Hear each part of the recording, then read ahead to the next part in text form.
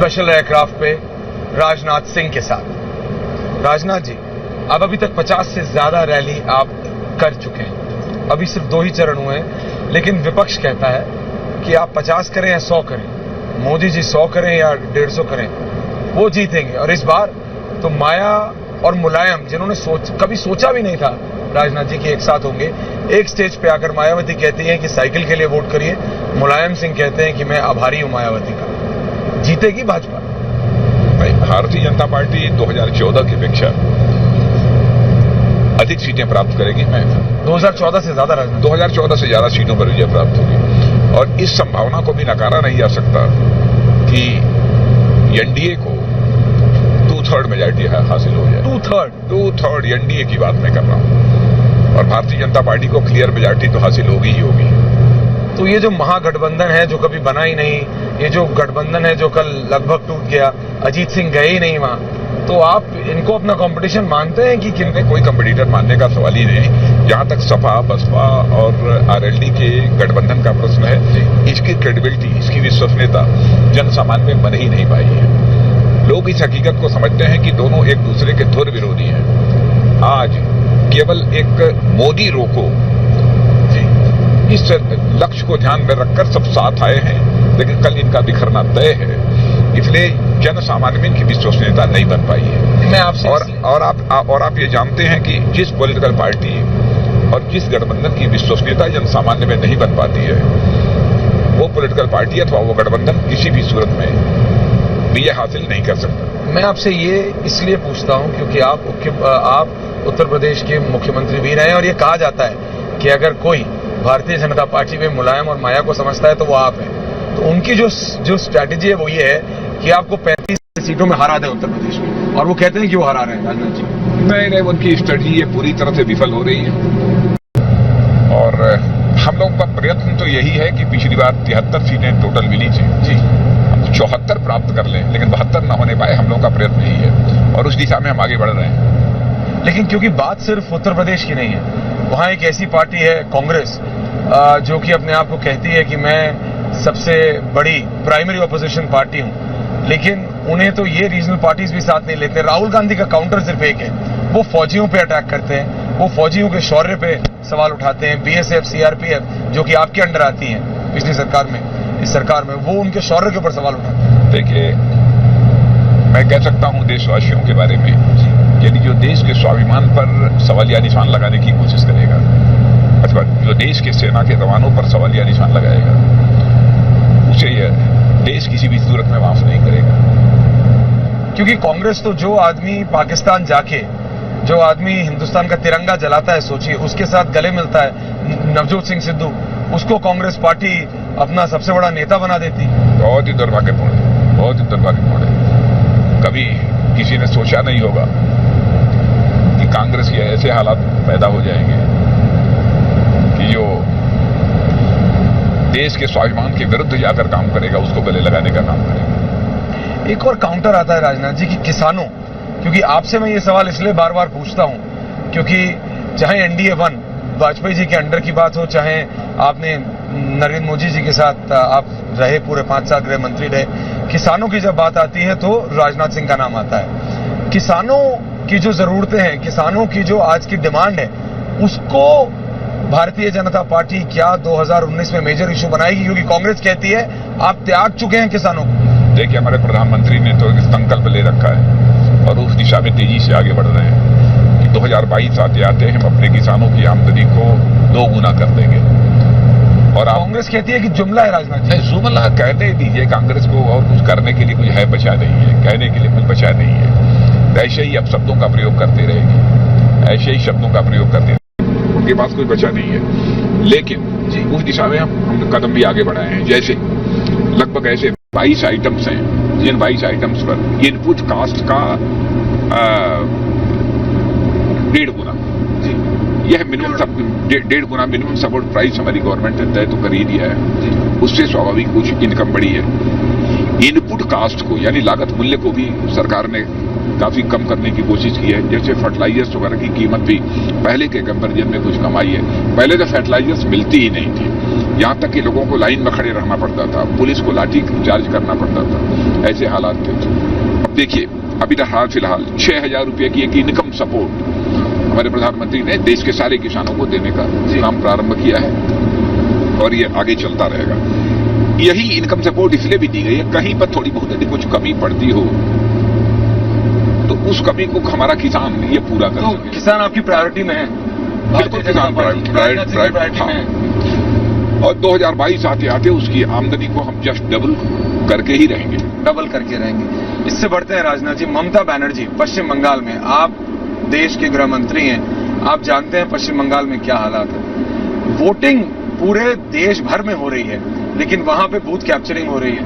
बंगाल में लोगों को वोट नहीं डालने दिया जा रहा, एक पार्टी विशेष के लोगों को मौत के घाट उठाया जा रहा है। तो हो क्या रहा है बंगाल में? नहीं, चाहे इसके पहले वामपंथियों की सरकार रही हो अथवा इस समय टीएमसी की सरकार, पॉलिटिकल वायलेंस उनके समय भी चला है और टीएमसी के शासनकाल में भी तो आप पॉलिटिकल वायलेंस का दौर चल रहा है। नहीं, देखिए, ऐसा है ना कि लॉ एंड ऑर्डर की रिस्पांसिबिलिटी तो स्टेट गवर्नमेंट की होती है। यदि गवर्नमेंट से इस प्रकार के वायलेंस को प्रमोट कर रही हो तो आपको लगता है कि ममता बनर्जी खुद प्रमोट कर रही है? तो सेंटर के लिए चुनौती तो हो ही आती है। नहीं, इतना तो मैं कह ही सकता हूं कि स्टेट गवर्नमेंट की तरफ से इस वायलेंस को रोकने के लिए जिस तरीके से कार्रवाई की जानी चाहिए वह कार्रवाई नहीं की जा रही है, बल्कि उसी जिस पॉलिटिकल पार्टी की गवर्नमेंट है उस पॉलिटिकल पार्टी के लोग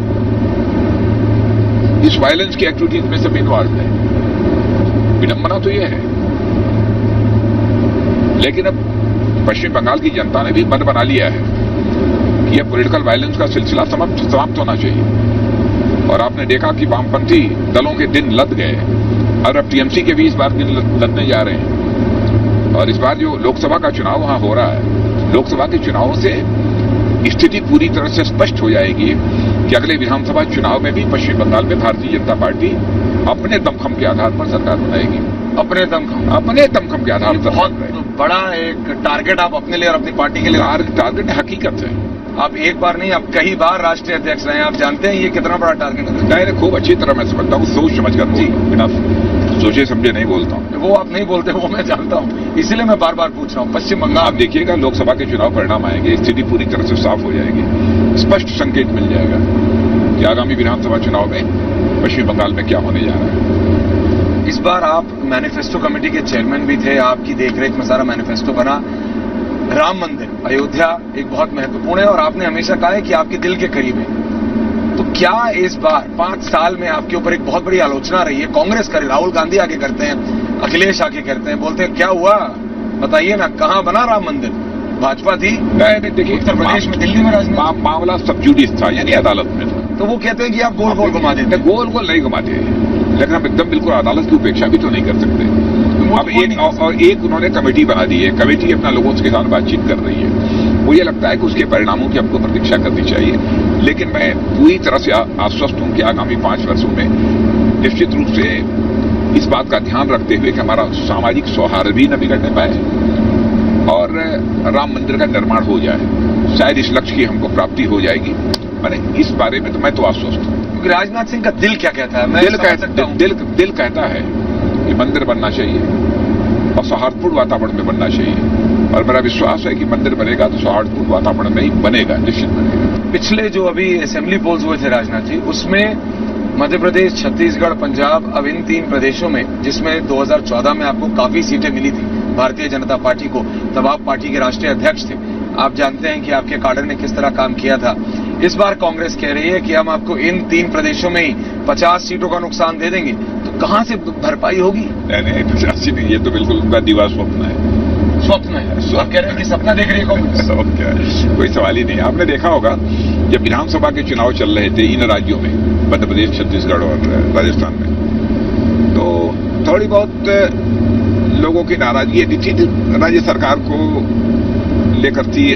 कुछ राज्यों में राज्य सरकार को काम करते हुए 15 वर्षों का समय गुजर गया था, लेकिन बहुत ज्यादा नाराजगी कोई नहीं थी, क्योंकि मध्य प्रदेश में देखें यदि आप, तो हमारा परसेंटेज ऑफ वोट कांग्रेस से 0.5% अधिक ही था, कम नहीं था। नंबर ऑफ सीट्स का तो 2-3-4 का अंतर है, कोई वो अंतर भी नहीं है। लेकिन उस समय भी वहां की जनता ये कहती थी, ठीक है, विधानसभा के चुनाव में तो हम सपोर्ट नहीं कर रहे हैं इस बार उतना, लेकिन जब लोकसभा का चुनाव होगा तो हम मोदी को ही भारत का प्रधानमंत्री बनाएंगे। ये कैसे जीतेंगे आप? कमलनाथ तो गरीब बच्चों का, गर्भवती महिलाओं का पैसा, सरकारी पैसा निकाल के पार्टी फंड में डाल रहे हैं राजनाथ जी। वो तो पैसे थे, इलेक्शन जीतने की कोशिश कर रहे हैं, कागजात है इनकम टैक्स के। इसीलिए तो हारेंगे वो। उन्होंने तो अपने पैर में कुल्हाड़ी मारनी शुरू कर दी है, उनका हारना तय है। और भारतीय जनता पार्टी देखिएगा, जितनी सीटें पिछली बार प्राप्त हुई थी उससे कम सीटें प्राप्त नहीं होंगी, चाहे मध्य प्रदेश हो चाहे राजस्थान हो। आखिरी सवाल राजनाथ जी, इलेक्शन हिंदुस्तान में है, कांग्रेस और कांग्रेस के राष्ट्रीय अध्यक्ष और जैसे ये नेता हैं नवजोत सिंह सिद्धू, पाकिस्तान की तारीफ और पाकिस्तान में जाके हिंदुस्तान के खिलाफ बयान देना हर बात पे बहुत ही दुर्भाग्यपूर्ण ही नहीं है बल्कि शर्मनाक भी मैं मानता हूं। लेकिन जिस पार्टी ने हिंदुस्तान में 50 साल से ज्यादा राज किया, और राजनाथ जी, कांग्रेस कोई छोटी मोटी रीजनल पार्टी तो है नहीं, अब चाहे वो रह गई है रीजनल पार्टी, लेकिन ये क्या सोच है?